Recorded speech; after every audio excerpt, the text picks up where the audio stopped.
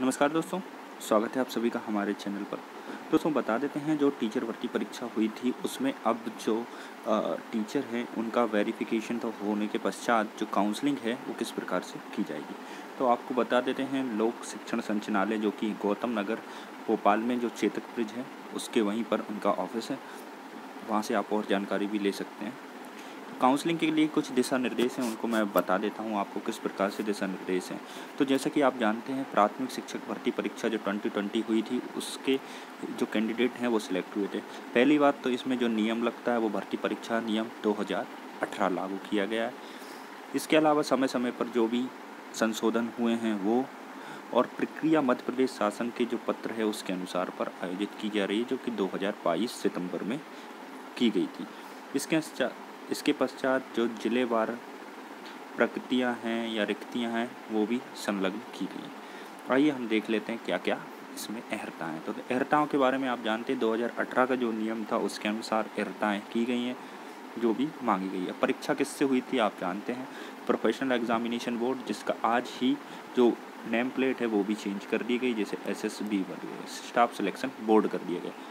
ठीक है, अब आगे की ओर चलते हैं तो बता देते हैं इसमें कम से कम क्या क्या योग्यताएं मांगी गई थी। तो पहली बात तो इसमें जो पात्रता शिक्षक परीक्षा है उसको पास करना आवश्यक है और कम से कम आपके 50% अंक होने चाहिए हायर सेकेंडरी या इसके समकक्ष।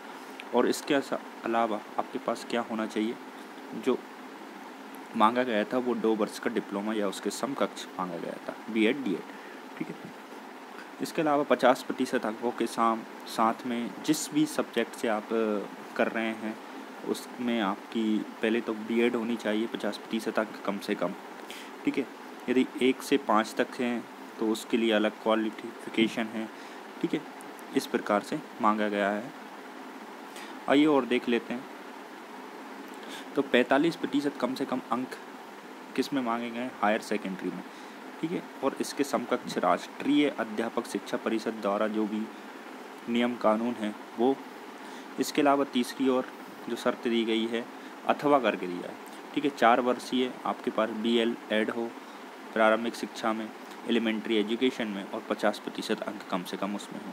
अथवा उसमें क्या क्या होना चाहिए, कम से कम 50% अंकों के साथ आपकी हायर सेकेंडरी अथवा इसके समकक्ष या शिक्षा शास्त्र, जैसे कि मैं बता दूं B.Ed D.Ed होता है वो शिक्षा शास्त्र एजुकेशन, उसमें 2 वर्ष का डिप्लोमा।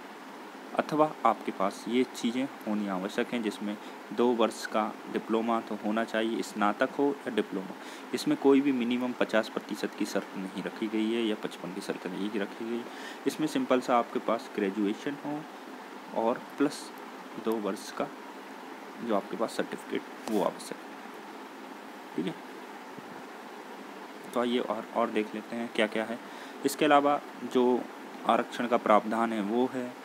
ठीक है, दिव्यांगजनों के लिए हर कैटेगरी में ही 5% सीट उनके लिए रिजर्व की गई है। ठीक है, संस्कृत पाठशालाओं के लिए भी आवश्यक हैं जो B.Ed D.Ed है वो। इसके अलावा क्या है, विज्ञापन दिनांक को, यानी जब आपने एप्लीकेशन किया था, यानी 2008 जो एग्ज़ामिनेशन था 2020 का, उसके पहले तक आपके पास क्या होनी चाहिए, जो भी योग्यताएं हैं शैक्षणिक एवं व्यावसायिक या प्रोफेशनल योग्यता धारित करना अनिवार्य होगा। ठीक है, उसके पश्चात वाले कैंडिडेट नहीं होंगे, ये इसका विशेष ध्यान रखना। जैसा कि आप जानते हैं न्यूनतम 21 वर्ष होनी चाहिए, और अभी जो है किस प्रकार से एज बढ़ा दी गई है, 43, 48 और 48 ये कर दी गई। ठीक है, इसके अलावा अतिथि शिक्षक कोई हैं तो उनके लिए जो है आयु सीमा 52-57 ईयर्स तय की गई है। ठीक है, और दिशा निर्देश में आप बता देते हैं कि न्यूनतम एवं अधिकतम आयु की गणना किस प्रकार से की जाएगी। तो आप देख सकते हैं 1 जनवरी 2022 के आधार पर आपकी गणना की जाएगी। उस दिन आप कितनी एज के थे, कितने दिन के थे, वो इसको इंक्लूडेड रहेगा। ठीक है, इसके अलावा मध्य प्रदेश के मूल निवासियों के लिए जो आयु सीमा में लाभ है वो दिया जाएगा। ठीक है, यदि कोई कर्मचारी जो निगम मंडल शासन में हैं तो उनके लिए भी आयु सीमा में प्रावधान किया गया। इसके अलावा भूतपूर्व सैनिक हैं, अंतर्जातीय विवाह हैं SC ST से, उसके लिए भी अलग है। विक्रम पुरस्कार विजेता, इसके अलावा अतिथि शिक्षक कम से कम 200 दिनों उन्होंने काम किया हो, अधिकतम आयु सीमा में 9 वर्ष की जो है छूट प्राप्त की गई। ठीक है, इसके अलावा अभी जो कोरोना में भी गाइडलाइन की गई थी तो वो भी इस पर एप्लीकेबल रही। आरक्षण का प्रावधान आप जानते हैं मध्य प्रदेश में किस प्रकार से जो लगा हुआ है 1994 के नियम अनुसार जो उपबंध हैं। इसके अलावा सितंबर 2002 जो भी निर्देश हैं और अन्य पिछड़ा वर्ग के लिए 1998 SC ST और OBC के लिए जो लोक सेवा आयोग में लगते हैं ना, वो वाले नियम इसमें लागू किए गए हैं। इसके अलावा जो वर्तमान में केस चल रहे हैं उसका भी इसमें प्रावधान किया जाएगा, ठीक है, इसका भी ध्यान रखिए। इसके अलावा महिलाओं के लिए 50% का हॉरिजॉन्टल दिया गया है और भूतपूर्व सैनिकों के लिए 10% का प्रावधान। इसके लिए अलावा मैंने बताया आपको 25% जो रिक्तियां हैं वो किसके लिए, अतिथि शिक्षकों के लिए, ठीक है। और दिव्यांगजनों के लिए अब जो है 2017 में इस प्रकार से कर दिया गया। आइए और देख लेते हैं। तो जो भी हैंडीकैप्ड हैं, दिव्यांगजन हैं, उनके लिए कम से कम 40% की दिव्यांगता आवश्यक है, ठीक है। अंक सूची के विषय में मैंने आपको बता दिया है। आयु सीमा किस प्रकार से है, जो छूट है वो केवल मध्य प्रदेश के जो भी अभ्यर्थी हैं केवल उनको दी जाएगी, ठीक है। इसके अलावा परिवीक्षा का आप जानते हैं जो एक नियम आया था 30% जो सैलरी कट के आएगी, यानी 70% आपको जो है फर्स्ट ईयर में मिलेगी, 70% फर्स्ट और सेकंड के लिए आपको 80 और 30 के लिए आपको 90% जो है सैलरी दी जाएगी, यानी आपकी परिवीक्षा अवधि कुल मिलाकर 3 वर्ष की हो गई है, ठीक है। जो भी कैंडिडेट इसमें लिए एलिजिबल थे, ठीक है। इसके अलावा आपकी जो फ़ीस है प्रोसेसिंग काउंसलिंग की जो फ़ीस है UR के लिए 200 रुपये और 150 rupees for SC ST OBC और दिव्यांगजन और EWS के लिए निर्धारित की गई, ठीक है। आगे की ओर हम चलते हैं। तो ऑनलाइन प्रक्रिया की ये जो डेट है इसको विशेष ध्यान रखिए। आप कॉल सेंटर पर आप बात कर सकते हैं इनसे। भर्ती प्रक्रिया के क्या क्या स्टेप्स हैं तो आप देख लीजिए, ये क्या क्या स्टेप्स हैं उसको ध्यान रखिए। जो भी कैंडिडेट न्यूनतम जो आधारित है, जो परसेंट हैं या जो नंबर हैं जो पास कर चुके हैं वो इसमें भाग लेंगे। इसके लिए आप MP ऑनलाइन पर जाइए, वहाँ पर यस क्लिक करिए। अतिथि शिक्षक श्रेणी यदि कोई है तो उस पर क्लिक करके आप अपनी जो है कार्रवाई को पूर्ण कर सकते हैं, ठीक है। इसके अलावा इसमें एक बात मेंशन करने योग्य है कि अतिथि शिक्षक श्रेणी में होने की पुष्टि या सत्यापन करते हुए अभ्यर्थी अतिथि श्रेणी के यस क्लिक पर करेंगे, और जो अभ्यर्थी इस श्रेणी में नहीं आते हैं वो इसका हिस्सा है ही नहीं, यानी जो अतिथि शिक्षक नहीं है वो इसका हिस्सा नहीं रहे। इसके अलावा आपको करना क्या है, नेक्स्ट प्रोसेस आपकी रहेगी MP ऑनलाइन पर ही जो पोर्टल है वहाँ पर आपको क्या दिखलाई जाएंगी, उपलब्ध रिक्तियों के आधार पर जो है कट ऑफ दिख जाएगा, फिर मेरिट लिस्ट बनेगी आपकी, उसके हिसाब से आपकी जो भी प्रक्रिया है वो चालू हो जाएगी, ठीक है।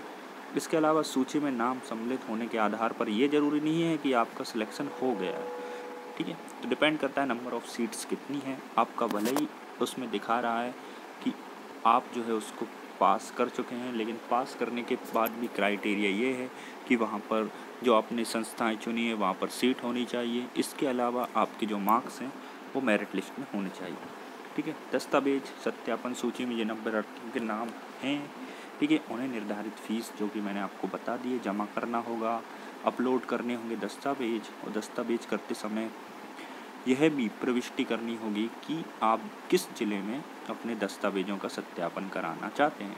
तो वहाँ पर आपको ऑप्शन दिए जाएंगे, या तो आप विदिशा, इंदौर, ग्वालियर इस आदि जगहों में किस सेंटर पर कहाँ कराना चाहते हैं वेरिफिकेशन, वो भी आपको बता दिया जाएगा। इसके अलावा अतिथि शिक्षक को उसी ज़िले में दस्तावेजों का सत्यापन कराना है जहाँ पर उन्होंने अतिथि शिक्षक के रूप में काम किया है, इसका ध्यान रखिए। बहुत आवश्यक शर्त है, ये हो जाती है, ठीक है। इसके अलावा उन्होंने यदि कहीं पर काम किया है एक से अधिक ज़िले पर तो वहाँ पर वो करा सकते हैं। इसके पश्चात नेक्स्ट स्टेप क्या रहेगी, नेक्स्ट स्टेप यही है कि आपको कराना है दस्तावेज सत्यापन। जहाँ भी आप जा रहे हैं वहाँ के जिला शिक्षा अधिकारी या आयुक्त के कार्यालय में आपको जाना है उसी दिनांक पर जो आपको काउंसलिंग में बताई जाएगी। समय पर उपस्थित होकर दस्तावेजों का सत्यापन करवा लीजिए। सत्यापन के समय क्या कर ले जाना है उसका ध्यान रखिए। तो बता देता हूँ, अपने साथ मूल दस्तावेज ले जाइए, उनकी सेल्फ अटेस्टेड 3 सेट बनाकर ले जाइए। ठीक है, सत्यापन के दौरान क्या है, संबंधित अधिकारी द्वारा मूल दस्तावेज से चेक किया जाएगा, तो इसलिए ज़रूरी है कि मूल दस्तावेज भी ले जाएं। सत्यापन के समय उपस्थित होने पर, यानी जो डेट आपको दी गई है वहाँ पर आप उपस्थित होइए, उनको वेरीफाई करवाइए, ऑनलाइन जनरेट जो पावती रहेगी वो ले लीजिए, और एक रेफरेंस नंबर भी आपको प्राप्त होता है, ठीक है, वो ले लीजिए। तो निर्धारित समय पर क्या हो जाएगा, और डेट में आप सत्यापित यदि नहीं होते हैं तो आपको अयोग्य मान लिया जाएगा। तो इसका विशेष ध्यान रखें। जो भी आप डेट आपको दी जा रही है उसके हिसाब से आप वहाँ पर उपस्थित हो जाए, नहीं तो आप अयोग्य हो जाएंगे। ठीक है, दस्तावेजों का सत्यापन किसी भी प्रकार में सत्यापन मतलब जो संशोधन है वो नहीं हो सकता। तो जो करा लिया सो करा लिया, फिर आगे आपको जाना ही। दस्तावेजों का सत्यापन के पश्चात क्या है, अंतिम रूप से जो भी सिलेक्टेड कैंडिडेट हैं उनकी एक चयन सूची बनाई जाएगी, यानी अब उनकी एक मेरिट लिस्ट बनाई जाएगी जो कि आपको पोर्टल पर दिख जाएगी। उसके हिसाब से आपका सिलेक्शन किया जाएगा। आगे बता देता हूँ कि समस्त अभ्यर्थी जो भी रहे हैं, जो स्पष्ट हैं, उनको ये भी बताया जाता है कि वे समस्त दस्तावेज यथा जाति प्रमाण पत्र हो या आपकी जो शैक्षणिक योग्यता हो, व्यावसायिक योग्यता, अनुभव, आरक्षण संबंधी दस्तावेज पोर्टल पर अपलोड किए जाने की तिथि के पूर्व अपने स्तर पर तैयार रखेंगे। ठीक है, ये नहीं कि अब उन्होंने कोई एक दस्तावेज रख दिया और फिर वो बाद में बनवा रहे, तो ऐसा नहीं चलेगा, वो आपको पूर्व के होने चाहिए। ठीक है, महत्वपूर्ण गतिविधियाँ आपको किस प्रकार से टिक लगा लेना है वो है, यहाँ से आपको MP ऑनलाइन पर जाना है। ठीक है, अतिथि शिक्षकों हेतु पंजीयन, ये आपके चेक लिस्ट तरह है। ठीक है, जिला स्तर पर अभ्यास कर दिया आपने, टिक लगा दिया, फिर सत्यापन उपरांत अंतिम चयन सूची आएगी, तो ये रहेगा पूरा। तो इस प्रकार से कार्यक्रम है, यहाँ पर आप जाइए। विशेष क्या है, उपरोक्त तिथियाँ अनुमानित हैं, जो अभी तिथियाँ हमें दी भी नहीं गई हैं तो वो एक्सपेक्टेड है, जो जल्दी आएंगी तो मैं आपको अपलोड कर दूँगा। तो इस प्रकार से आपकी पूरी काउंसलिंग की जो प्रोसेस है वो रहेगी काउंसलिंग की, उसको आप पूर्ण कर लीजिए। चैनल से जुड़े रहिए और अपडेट मैं इसी प्रकार के आपको देता रहूँगा। चैनल से जुड़े रहने के लिए आप सभी का धन्यवाद।